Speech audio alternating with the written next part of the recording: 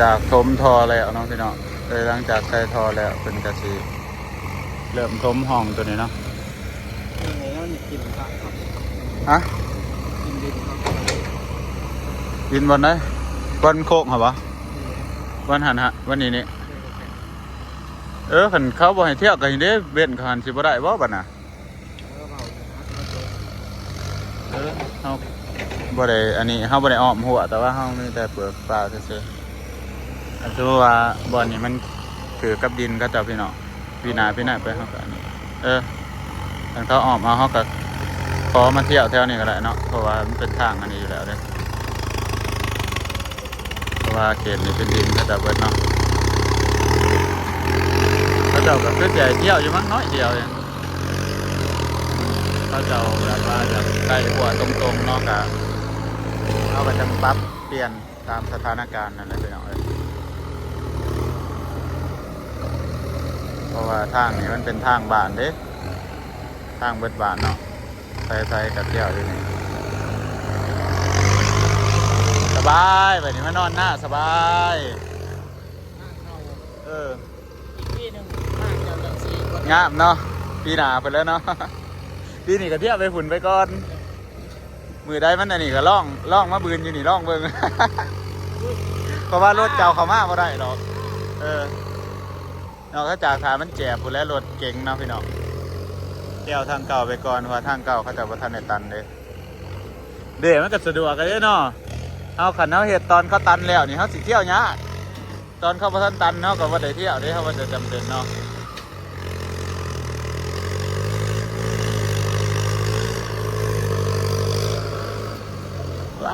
คอยละเซียวเนาะแล้วจะขึ้นมานี่บอกลบแล้วเลยเซียวแล้วหอยโอ้แต่โอ้เราจะจกดินนะนั่นนี่ไป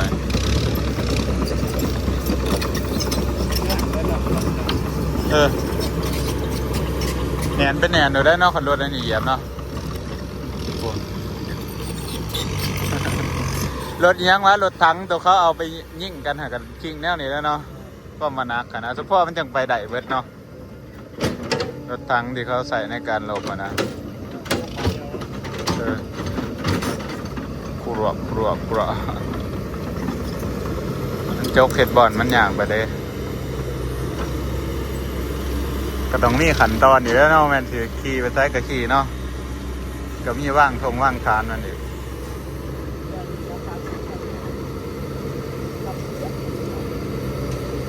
โอ้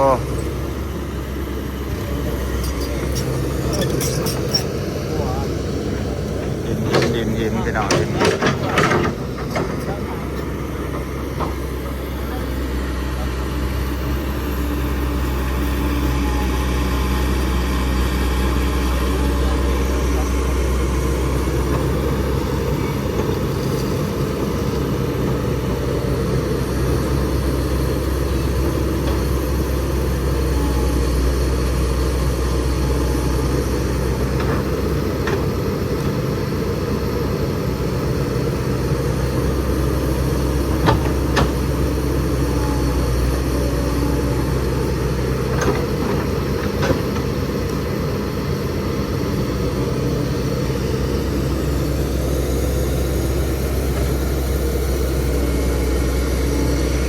บ่อนี่วันนั้นฝนวันย่ำฝนแห้งๆมันบ่หล่นบ่อนี่แค่ที่เนาะพอบ่ได้เสียเงินซื้อมาถมใหม่แต่มันหล่นมันยังกับจำเป็นเลยเรือมันกับผมไล่ลงไปพระไล่ลงข้างเนาะไม่ได้น้ำไม่เดียว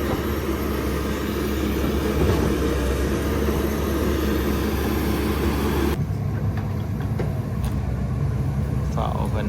อันนี้เนาะพี่น้องตอนนี้ก็หามุ่งครึ่งเลยเนาะที่ค่ำเลย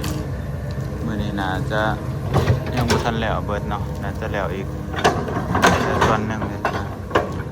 หวานมาสานำตรงคลองเนาะพี่น้องมันมีคลองมีร้านมันมีหวยน่าจะอยู่น่าจะแล้วอยู่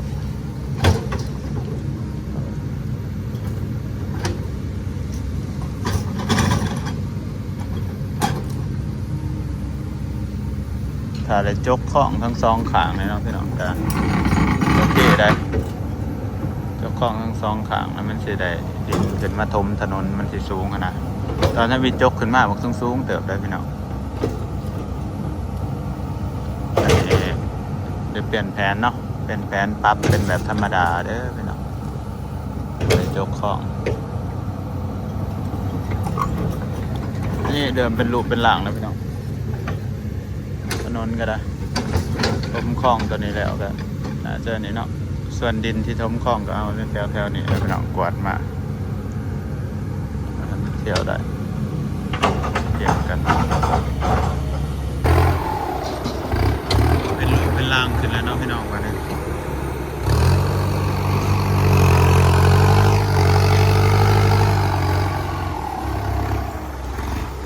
ทมห้องให้เขาเนาะทมห้องตัวนี้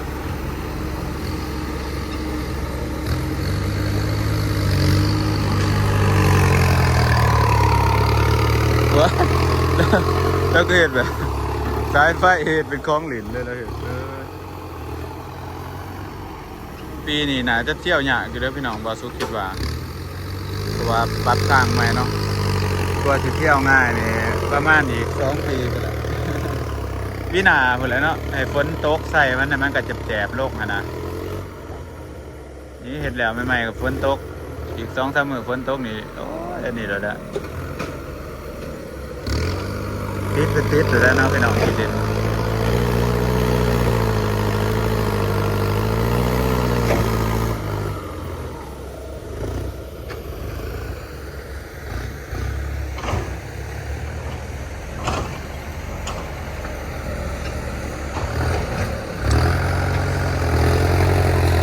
ใส่ทางลุบสำเนาะพี่น้องสมมติว่าสิได้ทางแบบตั้งขึ้นได้สิสูงๆเนาะพี่น้องเลยจะแบบจกข้องบ่ได้สมมติว่าสิจกข้อง2 ฝั่งจะสินะจกสายจกสายบ่หรือจกขวาไปสิจกทั้งสายบ่อันนี้บ่จะสินะว้ายตู้ปลาเขาเนาะไปจกทั้งสายขึ้นมาให้มันเป็นอันนี้แล้วก็เอาดินมาถมขึ้นจะสินะแบบนั้นไหนทางสูงไหนทางหน้าแต่ว่าอันนี้เนาะตามที่ประทุกบอกนะโอ้แถวนี้หินหลายไปเนี่ยพี่น้องหินด้วยสีบติดบันไดเนาะฝนตกสาอันนี้ออกมากันยังแต่หินนะบัดนี้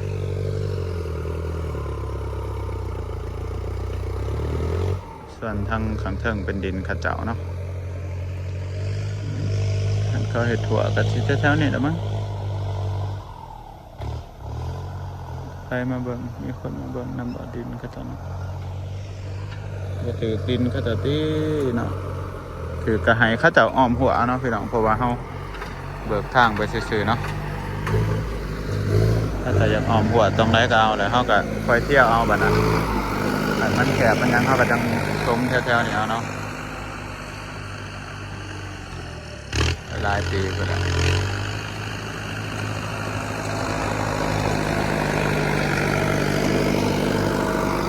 โอ้ดินทางนี่แบบคักเลยปาดนาดินออกแต่ทั้งหลุมมีแต่หินพี่น้องเลยงามขนาดหินงานนี่กับชิบเละบันไดรอกแก้วนี่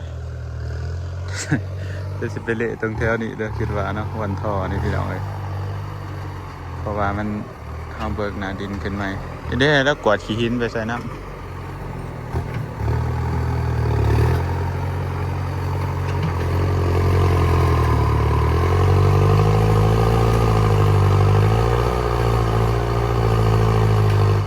คันได้จกข้างๆนี่คักเลย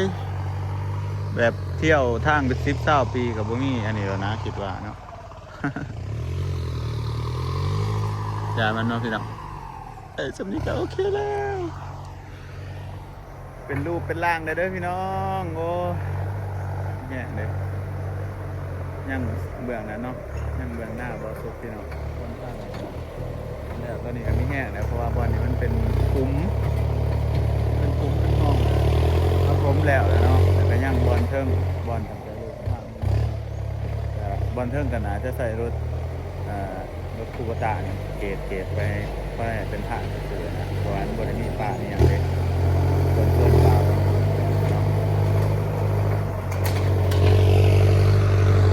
ส่วนดินเขาเจ้ากะขันว่ามันถือบอนนี่เนาะว่าเขาจะมาอ้อมพอได้ครับมันถือบอนทางนี่เขากะสิเบียนแถวนี้เนาะมันก็ได้โอเคแต่พี่น้องเพราะว่าแถวนี้เป็นดินบานเด้ดินบานก็เป็นกระสิบยับบ่อเที่ยวมาทางนี้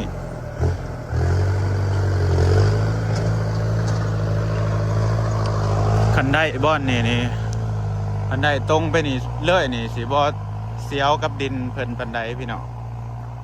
นี่คันได้ตรงไปเลยเนาะหลายคนก็สิอาจสิว่าเอาคือบ่เอาต้นไม้ต้นนี้ออกเด้อพี่น้องเขาสิอธิบายให้ฟังก็คือผู้ใหญ่เนาะผู้ใหญ่เพิ่นเอิ้นว่าผู้เฒ่าแนวโฮมนี่แหละพี่น้องผู้เพิ่นปกปักรักษาบ้านนี่แหละเนาะเพิ่นบ่อยากให้เอาต้นไม้ต้นนี้ออกต้นไม้ใหญ่แหละเพราะว่าเป็นของปู่ตาเนาะพี่น้องคนกรุงเทพกรุงไทยเพิ่นฮู้จักอยู่บ่เนาะคำว่าปู่ตาหมายถึงหยังปู่ตาก็คือผู้ปกปักรักษาคุ้มครองบ้านเมืองเนาะพี่น้องอย่างเช่นบ้านต่างหลังของบ่าวสุขก็สิมีปู่ตาของบ้านต่างหลัง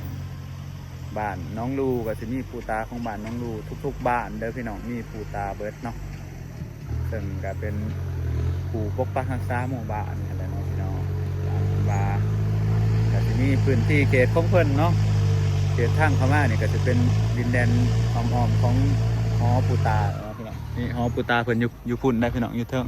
แต่ว่าแถวเขตนี่มันเป็นป่าเบิดป่าหกเนาะป่าหกบ่มีคนทางจักเถื่อจังซี่นะก็ความเชื่อของส่วนบุคคลเนาะพี่น้องเพิ่นก็ว่ามีปู่ตาปกปักรักษานี่พี่น้องก็งามเลยเนาะเที่ยวสบายแล้วก็ว่าสิเชียวยังนะว่าพี่น้องนี่กกจิกตรงนี้เนาะนี่มันเป็นดินของข้าเจ้าเนาะมันมีดักแลนอยู่ตรงนั้นแล้วก็ข้าเจ้าคันสมมติว่าข้าเจ้าจะไม่เห็ดถั่วข้าเจ้ากระตันบอลนี่นะเสิร์ฟมาทางนี้แหละน่าจะบิดแถวนี้เลยเนาะคิดว่าน่าจะเสิร์ฟมาทางนี้แล้วก็ถ้าจะเร่งใส่รักแดนเขาจะตรงนั้นเนาะจะว่าจังไรได้เนาะให้ถือแดนถือดินเขาจะเด้อพี่น้องเด็กมันเขาจะมาเบิ่งวันนี้ดินเขาจะว่าจะได้เบิ่งกันได้พี่น้องเลย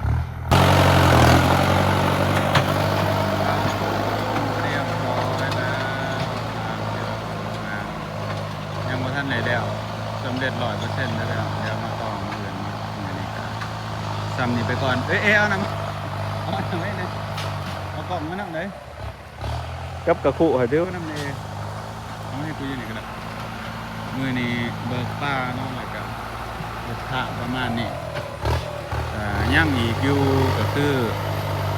ตรงนั้นเนาะพี่น้องตรงนั้นแหละตรงไปหอทางเนาะเพราะว่าตอนนี้มันมืดแล้วพี่น้อง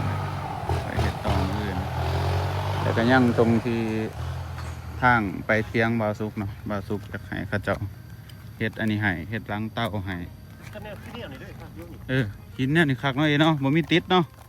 ฝนตกมาหลังน้อยหนึ่งนี่ติดอันนี้สบายเลย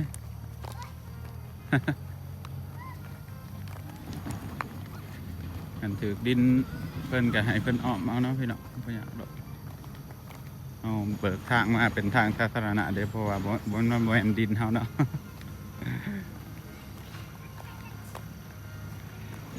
โอ้ยเสียดายอย่างเดียวพี่น้องต้นนี้แล้วเนาะโค้งน้อยหนึ่งกับว่าเป็นยังพี่น้องมันโอ้ไรบ่เป็นบ่ให้เอาออกผู้ใหญ่เพิ่นว่าป้าไหวเพิ่นว่าต้นใหญ่เป็นบ่อยากให้เอาออกดินเขาอยู่นี้นี่เห็นเนาะตะมีเท่าจนคุดคล้องใส่ใกล้เดี๋ยวคล้องอันนี้แล้วพี่น้องเห็นว่าห้อยคุดนี่ ก็เลยทมขึ้นเนาะนี่คุดสิคุดคล้องข้างๆขึ้นมาใส่นู่นจะสีนะตะมีเพราะว่าโทรถามพยาบาลเป็นอยากมันเป็นคล้องนั่งเล่งไปเสาตัวนั้นเดีตอนนั้นนะมันก็สิตรงอันนี้เป็นแดนเดียวกันเป็นแดนเดียวกันที่ช่วงซุ่มนี่กระแหงโลกกระแหงดี บาร์บีคิว เด้ฉันเฮ็ดล้างเต่ากันนี่แล้วนี่ซื้อไปนี่ไปเลยจังซี่นะลงไปหลุมฮะ เห็นเธอไหม กวาดดินทั้งข้างใส่ไปสิ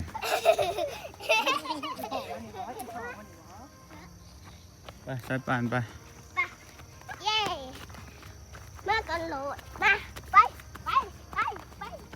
อันนี้ก็กวาดดินขึ้น หาตัวกัน ไถคุมตัวนี้ออกแล้วก็ลงไปตรงนั้น ไป เอาแต่ทุกคนลงปีกเป็นเสือครับเอาปีกเป็นเสือไหม บรรยากาศดีก็ได้พี่น้องเอ้ย เพื่อนป้า เมื่อแต่น้องพี่น้องบรรยากาศยามแรงตอนนี้รถเป็นกระเมื่อยเนาะเจะฟ้าของรถเมื่อยแล้ว ซึ่งมื้ออื่นเพิ่นจะมาเฮ็ดต่อต้องให้มันแล้วเนาะซึ่งที่เราคุยกันมันบิดป่ามาเนาะพี่น้องจะบิดนะตกลงราคากัน35 ล้านแต่ว่าอันเพิ่นก็เอาตรงที่บ่ได้ทางป่าไปทดแทนการถมดินถมห้องให้เนาะเพิ่นว่าวันนี้ทางจะหอดแถวนั้นเนาะพี่น้องแถวหน้าหั่นแหละแถวนี้มาบ่สุกเลยว่าอยากเฮ็ดทางลงมานี่เลยเนาะลงสื่อมาเลยแล้วมาจอดอยู่หั่นแล้วก็มาเลี้ยวมานี่เนาะเพราะว่าทางมันสื่อลงมาเลยบ่สุกบ่อยากตัดมาตรงนี้ให้มันพามาสื่อนี่เนาะมันมาบ่ได้แล้วก็เลยว่าให้เขาเจ้าเฮ็ดทางมาตรงนี้ต่อเนาะแต่ว่าต้องได้เสียเงินเพิ่มพี่น้องเพราะว่ามันบ่ได้อยู่ในเนื้อสัญญาเด้อันนี้บาสุกอยากได้เพิ่มเนาะอันนี้จ่ายไปเพิ่มอีก8 ล้านกีบพี่น้องประมาณ10,000 กว่าบาทใช่พอดี6-7 หมื่นเนาะก็จะได้ทางมาหอดเทียงเหนื่อยจังการใช้ปานกับทันมาเนาะพี่น้องคลิปนี้ก็สิเปิดเพียงสำนี้เด้อฝากพี่น้องกดไลค์กดติดตามเป็นกำลังใจของเราทุกท่านเด้อเจอกันใหม่คลิ อั ป น ห นั้ น้าน ไม่ใช่ผี บ๊ายบายนะ บ๊ายบายสบายดีสบายดี